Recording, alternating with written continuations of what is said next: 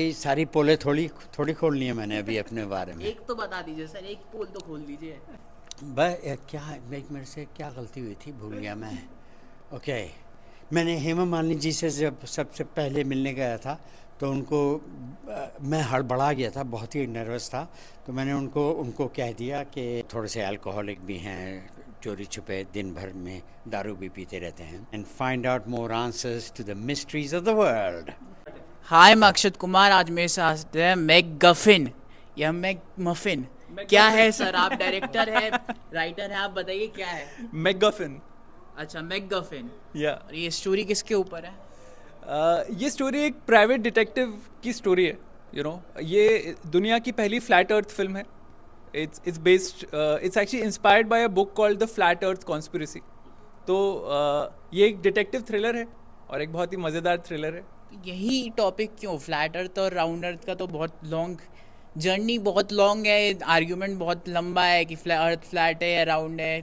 दूसरा टॉपिक है एरिया 51, फिर आता है बर्मुडा ट्रायंगल, फिर आता है पिरामिड्स की जो सिग्नल भेजते हैं एलियन पे, कई सारी चीज़ें। बट यही टॉपिक क्यों? ये टॉपिक जब करीब 8-9 साल पहले पहली बार मैंने सुना था ये टॉपिक, और मैंने इस पर रिसर्च करनी शुरू करी थी। ये जो बुक थी द फ्लैट अर्थ कॉन्स्पिरेसी, वो जब मैंने पढ़ी तो मैं खुद एक साइंस स्टूडेंट हूँ, तो मुझे ये बात बिल्कुल डाइजेस्ट नहीं हुई कि ऐसा भी कोई सोच सकता है। उसके बाद जब मैंने रिसर्च करनी शुरू करी तो मुझे जो आर्ग्यूमेंट्स उसमें मिले वो इतने स्ट्रॉन्ग और इतने सॉलिड थे कि मैं मजबूर हो गया उस पर बहुत डीपर रिसर्च करने के लिए। और तब से मेरे दिमाग में ये था कि यार ये चीज़ एक ऑडियंस तक पहुंचानी बहुत ज़रूरी है। ये बात जो है, ये आर्ग्यूमेंट जो है, ये ऑडियंस के सामने रखना बहुत ज़रूरी है। वो क्या बोलना चाहते हैं अपनी बुक में, तो उसको मैंने एक डिटेक्टिव थ्रिलर के फॉर्म में प्रेजेंट करा है हमारी ऑडियंस के लिए। ये थे मेरे साथ रोहित अरोड़ा। अब मैं आता हूँ, ये अगली जो है सारा दुर्गा। तो मैम, आपका क्या हाथ है मूवी में? मूवी में पूरा मेरा ही हाथ है। मेरे बिना तो मूवी नहीं बन पाती। कनेक्ट कैसे हुए आप मूवी से? कनेक्ट कैसे हुए? साथ में कैसे जुड़े? हाँ, बस रोहित ने ऐसी बात की कि मैं नेक्स्ट मूवी बना रहा हूँ, तो आई सेड ओके। स्टोरी आपको अच्छी लगी? नहीं, स्टोरी मैंने इनसे पूछी नहीं। आइडिया तो होगा। बिना स्टोरी के लगा दिए पैसे? हाँ, मुझे कुछ भी आइडिया नहीं था। ये आपको पहली प्रोड्यूसर ऐसी मिली होंगी। और मैंने बोला कि ठीक है, लेट्स वर्क ऑन इट। बोला कि एक बारी स्क्रिप्ट तो सुन लो। He insisted me many times. मैंने बोला कि नहीं सुननी है मुझे। आई ट्रस्ट यू कि आप कुछ तो अलग बनाने वाले हो।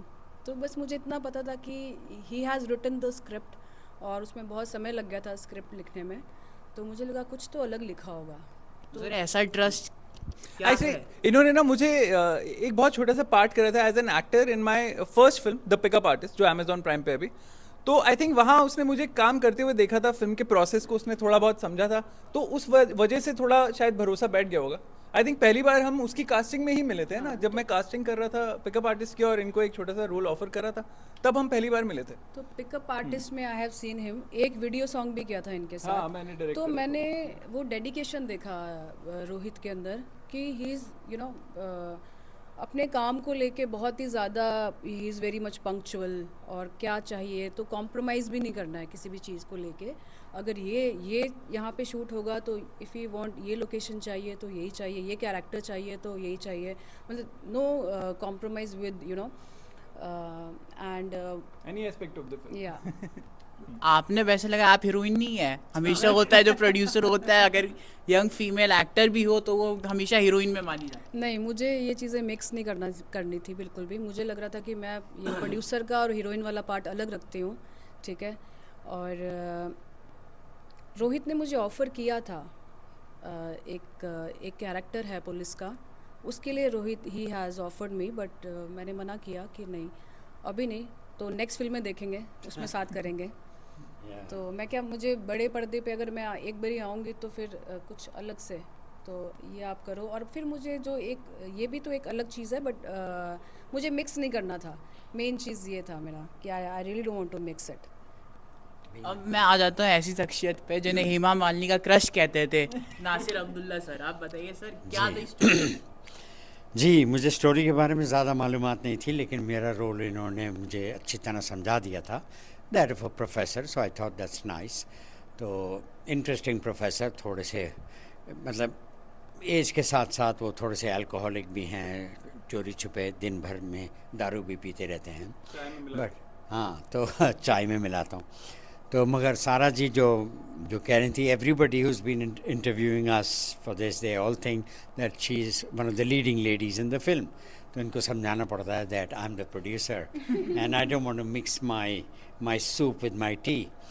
तो तो मुझे बड़ा इंट्रिग हुआ, क्योंकि इन्होंने ठीक से समझाया नहीं फिल्म के बारे में, जिसके बारे में मुझे कोई प्रॉब्लम नहीं है, बिकॉज मेरे रोल नॉर्मली रीजनेबली शॉर्ट होते हैं। So I did my bit, but then I realize बाद में दैट इन्होंने बड़ी रिसर्च के बाद एक ऐसे टॉपिक को चुना है जो वो चाहते हैं लोग देख कर के एहसास करें कि भाई what is it all about. क्योंकि लोग आपस में बातचीत करते रहते हैं और फिल्म के चीथड़े बखेर देते हैं कि वो यार वो तो ऐसा। तो मैंने देखा है ऐसा, लोगों ने ऐसे कहा कि एक फिल्म थी उसके बारे में, and was a big hit, तो कोई क्या हाँ वो वही थी ना, उसमें ये था ना वो था ना, और 2 लाइनों में उसने फिल्म के ऊपर अपना ये कि जजमेंट मार के दूसरी बात करने लगा। So he wants to make sure कि what he has to say has to be experienced, and then you decide कि भाई what is it all about. So he has some theories, he has a message for the people. वो आकर्षित करते हैं, he invites people to look at their lives differently, to think differently. तो मैं बहुत ही interested हो गया हूँ अब because of all the stuff, because after seeing the trailer and all. तो एक तो चीज़ ये है कि it is definitely not boring, उबासी नहीं आएगी, किसी को भी उबासी नहीं आएगी। और क्योंकि अगर उबासी आती है तो उदासी आती है, as in the film goes down. So I know this is a winner and it will be an eye opener. लोगों के दिमाग खुलेंगे, आंखें खुलेंगी और बहुत कुछ खुल जाएगा। So I am wishing him the best on the 14th of August. I'm looking forward to seeing this film and find out more answers to the mysteries of the world. ये तो ये हो गया। अपने पर्सनल कोई किस्सा बताएंगे जो आपको अभी तक याद हो ज़िंदगी में? ज़िंदगी में बहुत सारे याद हैं, लेकिन सारी पोलें थोड़ी खोलनी है मैंने अभी अपने बारे में। एक तो बता दीजिए सर, एक पोल तो खोल दीजिए। क्या एक मेरे से क्या गलती हुई थी, भूल गया मैं। ओके, मैंने हेमा मालिनी जी से जब सबसे पहले मिलने गया था तो मैं हड़बड़ा गया था, बहुत ही नर्वस था। तो मैंने उनको कह दिया कि मेरी शक्ल आपके हस्बैंड से मिलती थी। मैंने कहा मिलती है नहीं, मिलती थी, जो कि थी। लोगों ने मुझे कहा था, इसलिए कहा, और उन्होंने इस बात को बाद में मान लिया और मुझसे कहा हाँ आपकी शक्ल धर्म जी से मिलती है। She told me that when I got the part in the film.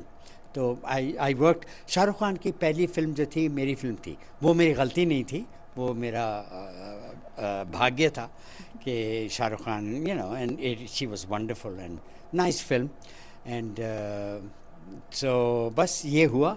तो ये बात मेरा ख्याल था कि मैंने गलती कर दी, इतना शो ऑफ मैंने उनके सामने किया, लेकिन वो खुश हुई इस बात से और फिर मुझे कहा कि हाँ आपकी शक्ल धर्म जी से मिलती है। So good feeling, thank you very much. ये थे हमारे साथ नासिर अब्दुल्ला, जिन्होंने अर्नब गोस्वामी को भी चुप करवा दिया। अब ये है वीडियो का एंड। आगे भी देखिए वीडियो, चैनल को सब्सक्राइब कीजिए, वीडियो को लाइक कीजिए और जितना हो सके शेयर मारिए।